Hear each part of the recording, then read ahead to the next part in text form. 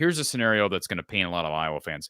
Mark, if Iowa goes 10-2 and they don't make the Big Ten championship game and they don't make the 12-team playoff, I think that's possible. That could happen. Possible that could happen. I don't know that it's likely, but say they end up 10-2, one loss in the Big Ten, lose out on the championship game due to a tiebreaker scenario, and they don't make the 12-team playoff, that Iowa State loss will hurt so much. Regardless of how they lose that other game, it will just hurt so much because I think we'll all be able to say, hey, if any one of those plays happens or doesn't happen, Iowa's playing in the playoff for the first time. And it may be Iowa's last chance in a while to play for that playoff. They're losing a lot next season. They got a lot of veteran leadership that will be departing. I hope that with about 3 weeks left in the season, Corey, we are dissecting tie-breaking scenarios. I hope we are going in the rules, going, what if happens if Oregon does this or Ohio State does that, or it creates a three-way tie or whatever, because if they just lose one game, pick your game. Of course, it would be better if they lost to somebody else who's not involved in the tie-breaking scenario and pulled off the win against Ohio State than, of course, having the head-to-head loss to Ohio State, unless there's some kind of crazy three-way tie or four-way tie, something like that. Consider USC doesn't even play Ohio State or Iowa. They could be off, or Iowa. They don't play Iowa, Oregon, or Ohio State. USC could be off doing their own schedule, basically, in a sense, not even kind of in a sense playing in the same conference, come out of it with one loss, and the other three have one loss because Ohio State beat Oregon and Iowa beat Ohio State, and you get a four-way tie. It's a little crazy to think about, but I just drew up a scenario that's not that much of a stretch. So here's a question for you. And I've had people like email me, DM me, text our call-in line, like asking me, please stop talking about the playoff. It's not happening. And I'm like, these people, just calm down. Like, does it pain you for me to say playoff? Playoff. Oh, stop saying it. Like, who cares? They're not out of the playoff race. If they win every game, they're in, regardless of Big Ten championship game. I believe that. I think if they go 11-1, losing the Big Ten title game, 11-2 gets you in. Okay? With an early season loss against Iowa State and a Big Ten championship loss to the best team in the conference, they're in. Now, here's my next question, Mark. If they, no pun intended, question mark, if they figure out a way to go 10-2, let's assume they lose to Ohio State, but it doesn't really matter. If they go 10-2, are they better off going to the Big Ten championship game or not, as it relates to playoff chances? Some people would say, well, you never want to not go to the Big Ten championship game. But if we're just talking about the playoff, do you think there's a better chance at 10-2 or going to the playoff and rolling the dice? If the playoff committee is doing its job, then it's better for them to go to the championship game, even if they lose, if they play well. If that committee is doing its job and saying, you know what, we just saw Iowa play, the Big Ten champion is going to be the best, second or third best. They're going to be a top three ranked team in the country. They're going to be extremely high. And if Iowa loses 24-20, that's almost a win.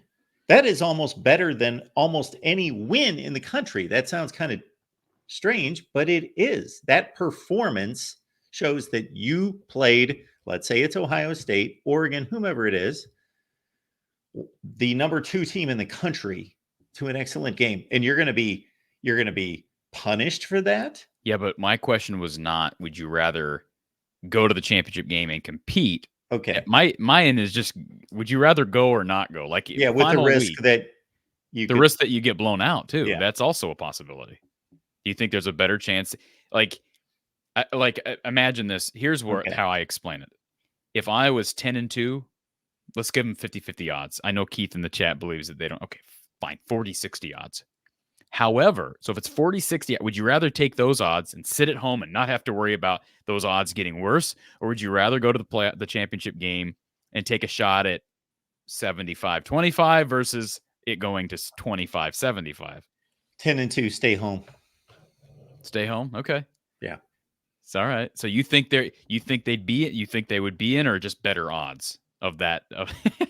Like, I think that's fascinating, that conversation. It is fascinating. I actually predicted, if you look at my season predictions, Iowa to go 10-2 and miss the playoffs. Yeah, I think you told me that. Well, who did you have them losing to? Did you pick game by game? But But I had them. I basically forecasted a 2-loss Big Ten season. Yeah. okay, yeah, I did too. I did too. I had them at 10-2. I had them losing to Ohio State, and Nebraska. But this raises the scenario because they lost to Iowa State, which is, of course, not a good thing. But in your scenario, one loss in the Big Ten, how many times would a team lose only one game and not make the Big Ten championship game? But there's more teams in this conference, and again, Yeah, with which makes it even more of an accomplishment to yeah, only but lose one there's game. also a possibility there are other teams with one loss. Is what I'm saying. And if Ohio State goes Yeah. undefeated, Yes, to your point, because there are more situations where teams are not playing each other. I think if they go 10-2, they're likely in the Big Ten championship game. I think you would agree with that. Yes, exactly. That's what I'm stating. Yeah. So, Yeah. That's why I'm bringing this up, because 10-2 and no Big Ten championship game was more likely if they had beaten Iowa State, Sure. because then that second Yes. loss would have to come against someone in the Big Ten. And hey, how about this? Nebraska looks good. I don't know how for real they are, but that is a good game on the schedule. And as far as when it's played, it's a good time to play that game, because if Nebraska's, say, a top 10, top 15 team at that point, or maybe they're in contention for that other Big Ten championship game spot. No, you're shaking your head. No, I'm just kind of marveling at the possibilities. Don't you think that's that is a great opportunity at a late schedule win, on a schedule that has few opportunities at top 25 victories? What we are starting to discover, and it's a narrow path, but with this spreading out of these schedules, meaning teams not playing each other as frequently because you miss half the conference. Yeah.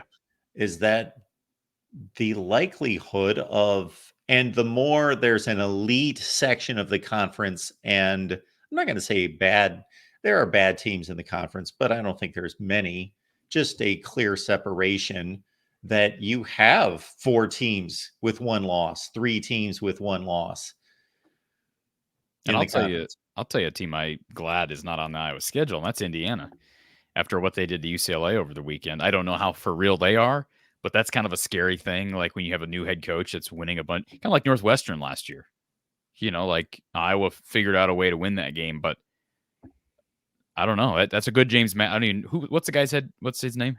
Curt Cignetti. Yeah, I mean, obviously he's a good coach, right? Yeah. The trend at James Madison was impressive, but you expect, especially at a place like Indiana, for that to be a rebuilding process. And who knows? Maybe they'll end up winning 5 games this year. But I think they're on course for a winning season. And I mean, what they did to UCLA over the weekend, that's a place Iowa has to go and play. That game was at the Rose Bowl, wasn't it? Yes. That's impressive stuff.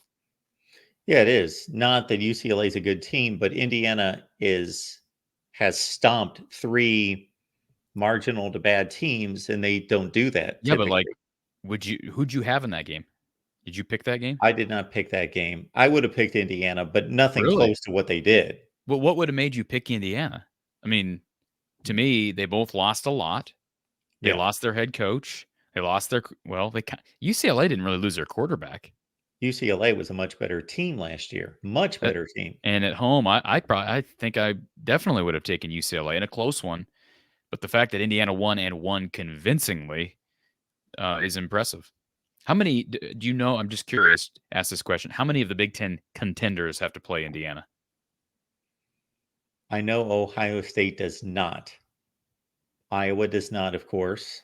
I don't know. I could go through their schedule. It's right here.